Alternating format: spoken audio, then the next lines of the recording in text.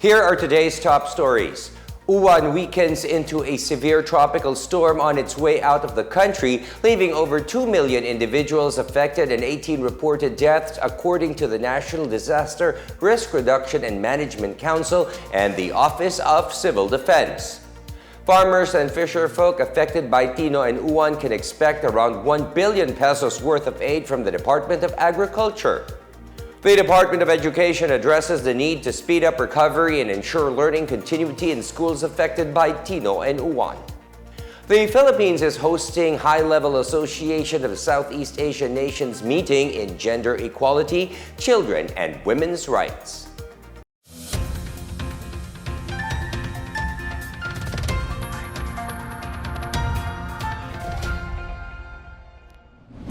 This is the Pna Headlines. I am William Theo.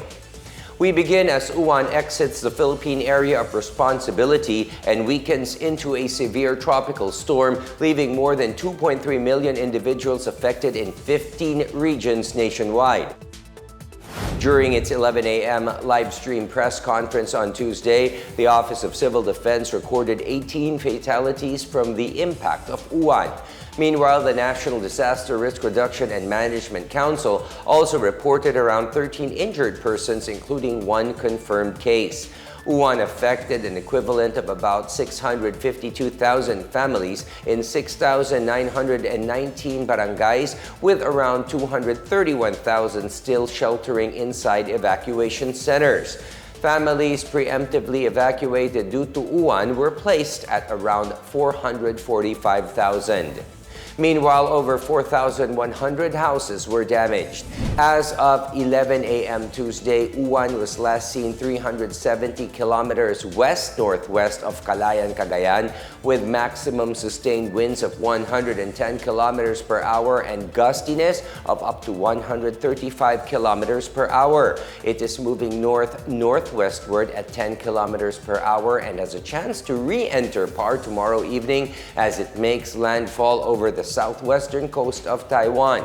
Heavy rainfall is expected over Ilocos Sur, La Union, Pangasinan, and Benguet. Tropical cyclone wind signal number 2 remains over Batanes in the western portion of Ilocos Norte. Signal number 1, on the other hand, is in effect over the northern and central portions of Cagayan, including Babuyan Islands, Apayao, Abra, Kalinga, and the western portion of Mountain Province, the northwestern portion of Benguet, the rest of Ilocos Norte, Ilocos Sur, and the northern and central portions of La Union, and the western portion of Pangasinan. Pag-asa said Uwan would continue to move north before turning northeast from Tuesday night until Thursday. It may re-enter the Philippine area of responsibility or PAR on Wednesday evening as it approaches southwestern Taiwan, where it is expected to make landfall. To help farmers and fisherfolk affected by Typhoon Tino and Super Typhoon Uwan, the Department of Agriculture, or DA, has prepositioned around 1 billion pesos in funds and material aid. DA spokesperson Assistant Secretary Arnel de Mesa said the agency set aside at least 500 million pesos worth of aid packages, particularly for those affected by Uwan in northern and central Luzon. The aid package includes farm inputs such as rice, corn, and high-value crop seedlings, as well as animal feeds for livestock and poultry and fingerlings for affected fishers. The DA is also offering a loanable amount of 25,000 pesos under the Survival and Recovery or SURE loan, as well as indemnification programs payable over 3 years at 0 interest. De Mesa said the amount still excludes the indemnification fund for insured farmers through the Philippine Crop Insurance Corporation. Meanwhile, Social Welfare Secretary Rex Gatchalian said the Department of Social Welfare and Development, or DSWD, has extended more than 6.4 million pesos worth of initial aid during intensified relief operations for families affected by Super Typhoon Uwan. The assistance includes family food packs and non-food items prepositioned from regional warehouses, hubs, and last-mile facilities nationwide. The DSWD has doubled its daily repacking output support from 18,000 to 25,000 family food packs, in line with President Ferdinand R. Marcos Jr.'s directive to ensure no one goes hungry during calamities. Earlier today, DSWD Bicol provided an initial supply of more than 500 family food packs for the affected families of Super Typhoon Uwan. The DSWD has distributed over 611,000 boxes of family food packs and over 22,000 ready-to-eat food boxes in 15 regions affected by Uwan and Tino. The Department of Education vows to fast-track recovery and ensure that public schools hit by Super Typhoon Uwan and Typhoon Tino can resume classes soon.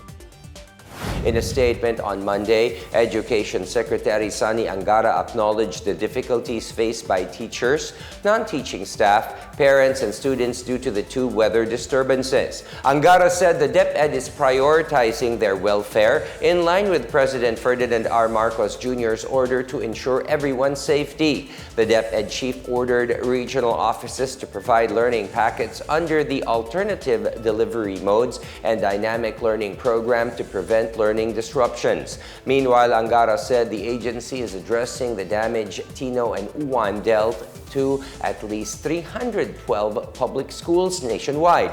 The DepEd needs at least 57.9 million pesos for minor repairs and another 20.2 million pesos for cleanup and clearing operations. As of 12 p.m. Monday, 1,182 classrooms sustained minor damages, 366 classrooms incurred major damages, while 261 classrooms were totally damaged. The Bicol, Calabarzon, and Cordillera Administrative Region recorded the highest number of damaged classrooms due to Super Typhoon Uwan. Over 5,500 classrooms in 1,072 schools in the country are being used as evacuation centers. The Philippines is hosting High-Level Association of Southeast Asian Nations or ASEAN meeting in gender equality, children and women's rights in Bohol from November 10 to 15. In a news release, the Philippine Commission on Women or PCW said the 6-day event features meetings of the ASEAN Committee on Women or ACW, ASEAN Commission on the Promotion and Protection of the Rights of Women and Children or ACWC, the ASEAN Gender Mainstreaming Steering Committee, and the ASEAN Conference on Gender Responsive Budgeting. With the theme Shaping the Future of ASEAN Women's Leadership in Advancing People Empowerment, Regional Security, and Economic Prosperity, the event aims to enhance regional cooperation on gender equality, women's empowerment, and the protection of women and children across ASEAN member states. The Philippines currently serves as co-chair of both ACW and ACWC. In the first day of the event, the country assumed the chairship of the ACW. Discussions focus on advancing women's economic empowerment, addressing gender-based violence, implementing ASEAN Gender Mainstreaming Strategic Framework, and promoting gender-responsive governance. Representatives from Ministries of Women, Finance, and Planning of the 11 ASEAN member states, as well as ASEAN partners and experts, are participating in the meetings.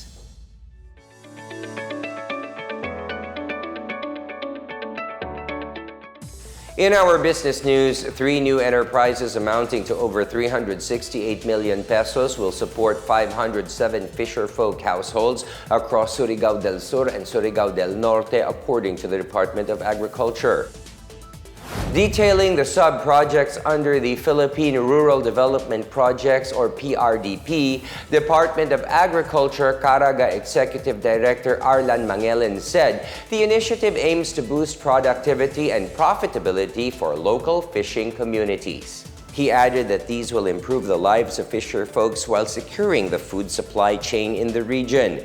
Fisher folk in Bislig City will run a consolidation and marketing enterprise worth over 242 million pesos that will benefit 324 households with new cold storage facilities already under construction.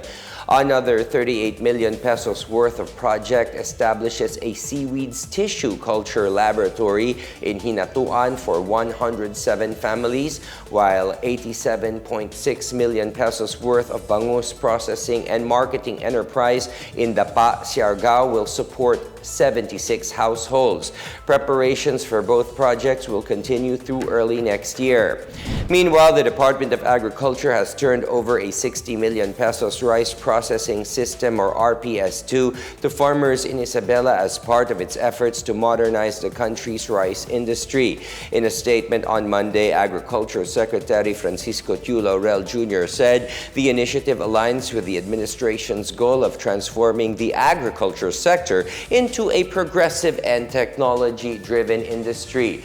Provided under the Rice Competitiveness Enhancement Fund, the new RPS2 was given to the Isabela Seed Growers Multi-Purpose Cooperative on November 6. The state-of-the-art package includes a modern multi-state rice mill and recirculating dryers, which are expected to increase milling efficiency, improve the quality of grain, and eventually help increase farmers' income. The multi-stage mill has a capacity of 2 to 3 tons per hour, while the 2 recirculating dryers have a capacity of 12 tons each per batch. The DA also distributed 77 million worth of farm machinery, including tractors, transplanters, harvesters, and other equipment. And those are the latest and the biggest stories from the PNA headlines. For more news updates, visit our website pna.gov.ph or our Facebook and X account, Philippine News Agency. You may also watch the PNA headlines through the Philippine News Agency's YouTube account and via the News and Information Bureau website under PNA News. Stay with us for more news updates, and it is 44 more days to go before Christmas. In the aftermath of Super Typhoon Uwan, protecting the Sierra Madre is not just an act of conservation. It is an act of saving lives, shielding countless communities from the fury of future typhoons. I am William Theo. This is the PNA Headlines, bringing you stories that unite the nation.